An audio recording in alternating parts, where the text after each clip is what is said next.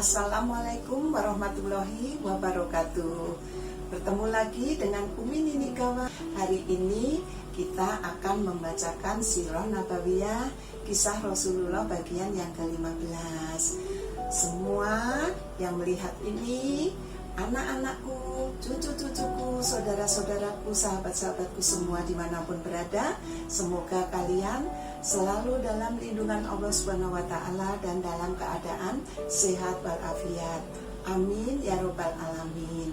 Dengan mendengarkan bacaan Umi Nini Gawa dan membaca kisah Rasulullah akan menambah keimanan kita untuk mencintai Nabi kita, baginda Nabi besar Muhammad Sallallahu Alaihi Wasallam.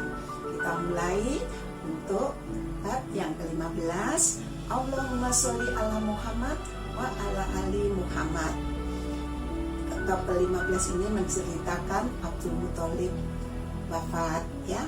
Kemarin yang bab 14 yang meninggal adalah Ibu Aminah, ibu Rasulullah waktu perjalanan pulang dari Madinah, Yatsrib, Madinah ke Mekah di desa Abuwa, yaitu antara Madinah dan Jufa, kira-kira 37 km dari Madinah.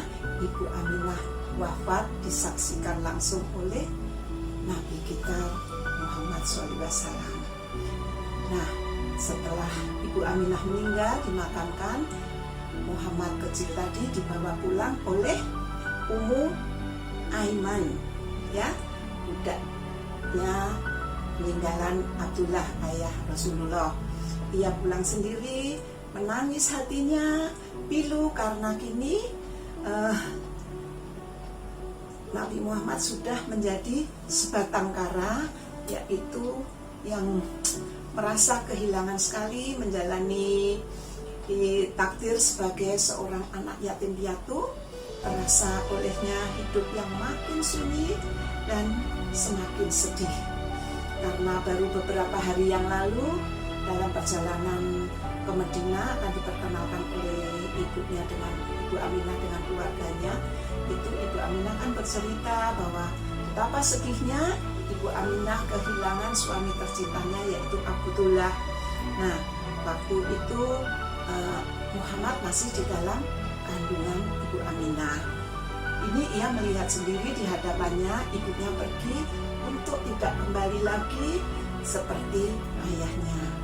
Muhammad yang masih kecil itu kini memikul beban hidup yang berat, sehingga dia merasakan kesedihan yang amat sangat sebagai seorang yatim piatu. Ketika tiba di Mekah, Abdul Muthalib menyambut kedatangan cucunya Muhammad dengan rasa yang iba, haru, dan sedih. Karena kecintaannya, Abdul Muthalib pun semakin bertambah karena cucunya telah menjadi yatim piatu.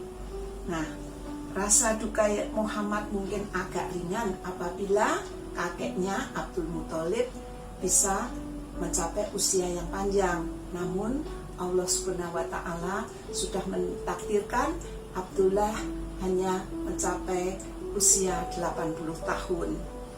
Nah, sang kakek pun meninggal dunia saat itu. Muhammad berusaha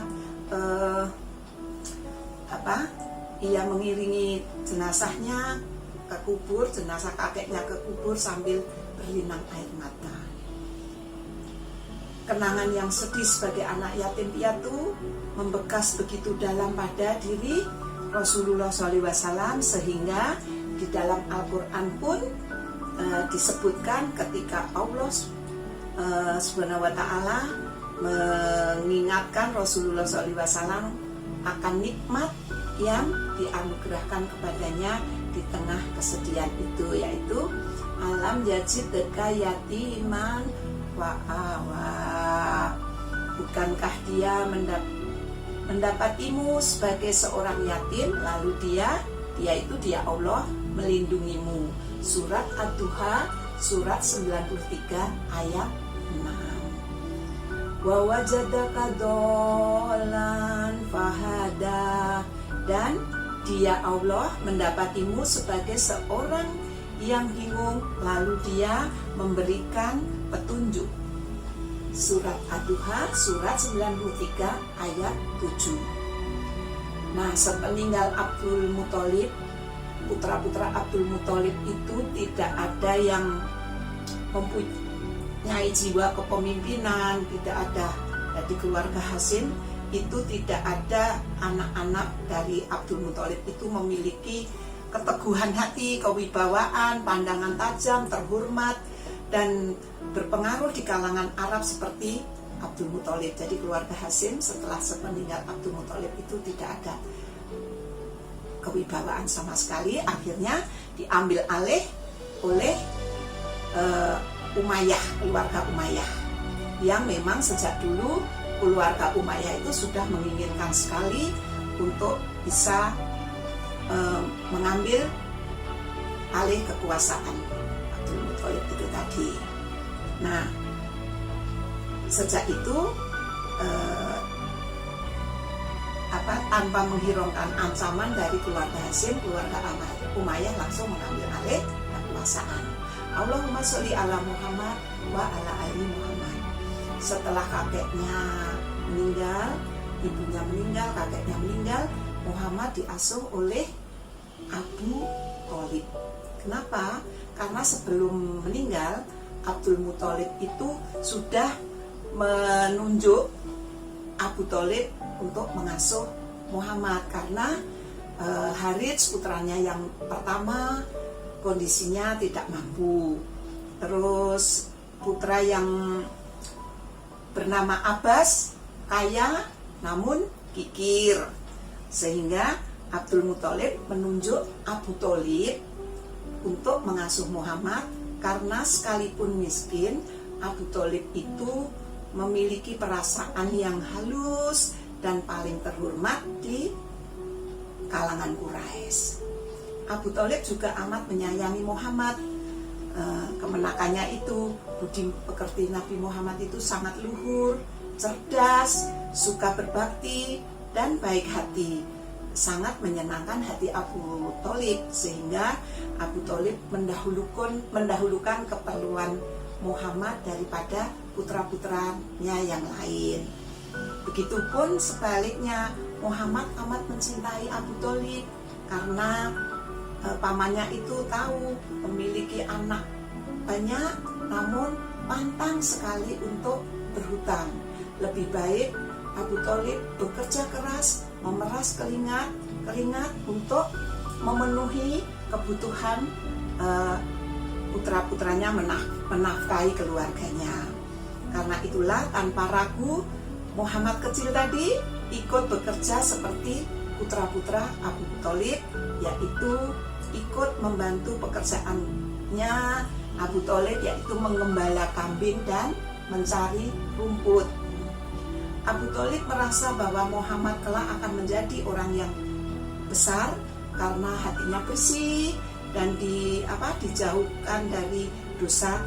Jadi Abu Thalib itu sudah melihat bahwa Muhammad itu mempunyai budi pekerti yang luhur, hatinya bersih, jujur. Nah, sehingga dijauhkan dari dosa. Ia yakin sekali Abu Thalib. Jadi jika mengajak Muhammad berdoa, Tuhan akan mengabulkan doanya.